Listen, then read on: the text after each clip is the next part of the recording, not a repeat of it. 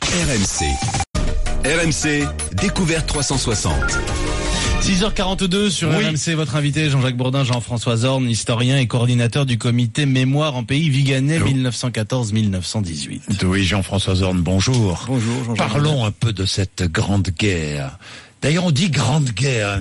Elle est grande parce qu'elle a fait un nombre incalculable de morts. Si, le nombre est calculable, on le connaît. Combien c'est 10 millions de militaires morts, 9 millions de civils. Enfin, j'arrondis les chiffres, n'est-ce pas? Globalement, la France, 1,4 million de militaires, 300 000 civils, sans oublier, bien évidemment, les blessés. Ouais. Et vous savez que la grippe espagnole a entraîné aussi dans la mort autant de personnes que la guerre, après la guerre. Ah, ça, je ne savais pas du tout, ça. Ça, je ne savais pas du tout. Donc, c'est vraiment terrible, quoi. C'est le premier grand conflit mondial du XXe siècle. Il y en aura un deuxième après, on le sait. On le sait. Le centenaire, donc commémoration du centenaire de cette première guerre mondiale.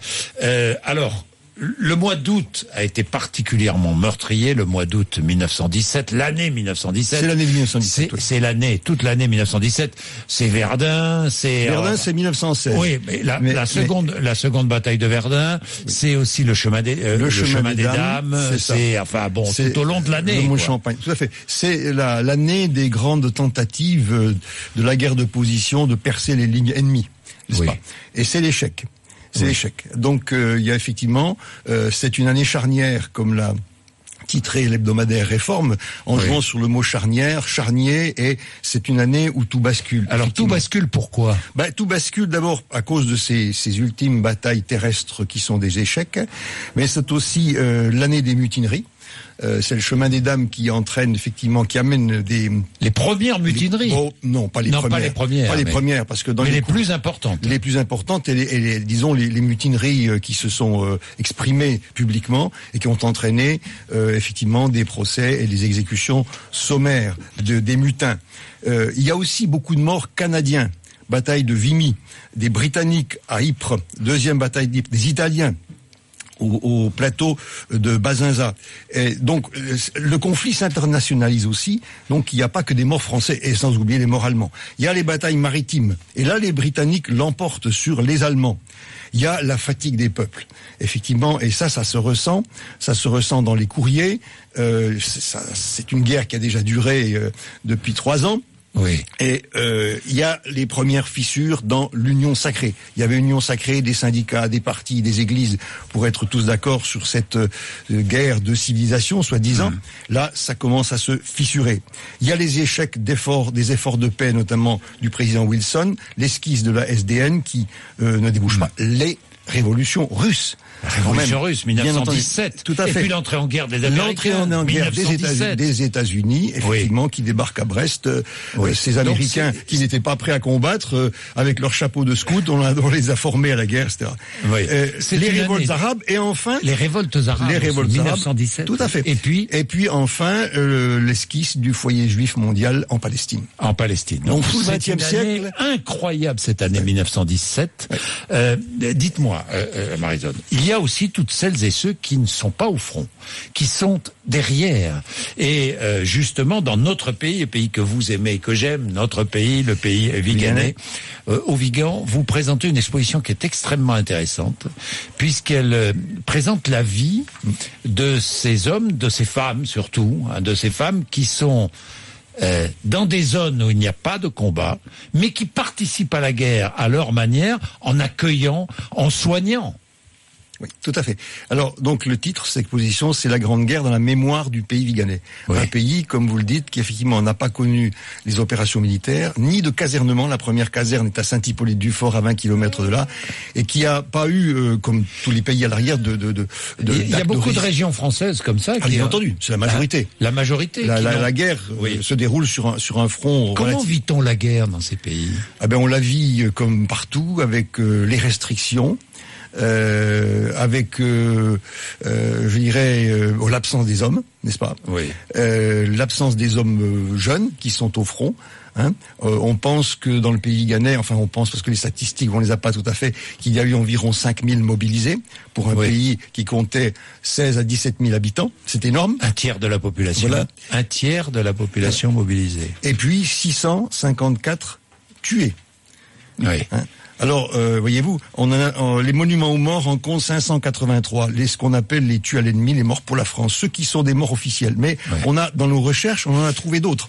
Oui.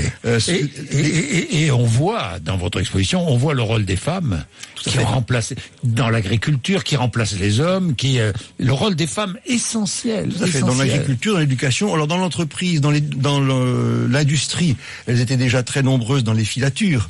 Mais effectivement, elles vont encore prendre d'autres responsabilités. Et puis alors, dans toute vous évoquiez il y a un instant l'accueil. Je crois que la vocation principale de ce pays viganais, ça a été d'accueillir près d'1 millier de personnes déplacées. Alors quand aujourd'hui il y a quelques 12 ou 15 réfugiés qui arrivent au Vigan et que ça pose des problèmes, pensons qu'à ce moment-là, 1 millier de personnes sont venues dans le pays. Alors c'était des Français du Nord qui étaient effectivement déplacés dans le Sud, c'était des amis belges qui sont venus dans le pays viganais. Il y a d'ailleurs eu un hôpital militaire belge à Avez, l'hôpital de Kovala. Ça a été aussi des internés allemands, austro-hongrois, italiens, des assignés à résidence, quelque sorte. La filature Ricard, pendant un certain temps, là où est installé le musée Sénol et notre exposition, a hébergé ces internés. Et puis alors, très nombreux blessés. Oui, parce que notre région, la 15e région militaire, réputée pour son soleil, son climat, etc., a accueilli de très très nombreux blessés. Bon, les Belges, on vient d'en parler, 200 environ, mais tous les gens qui avaient été blessés sur le front, qui ont été soignés dans les hôpitaux autour du front, une fois convalescents, sont venus chez nous. Il y a eu 4 établissements, ce qu'on appelle des assistances aux convalescents militaires, qui sont des petits établissements où on a bricolé ce qui est très des lits et on les a accueillis. Oui. Ce qui est très intéressant dans cette exposition, c'est que ça montre. Bon, on a beaucoup vu énormément d'expositions sur la guerre elle-même, sur les combats, les théâtres d'opération, mais là, ça montre le rôle important joué par toutes ces régions de France qui étaient derrière, qui étaient en soutien en quelque sorte. Tout à fait. Nous n'avons pas voulu faire une exposition militaire.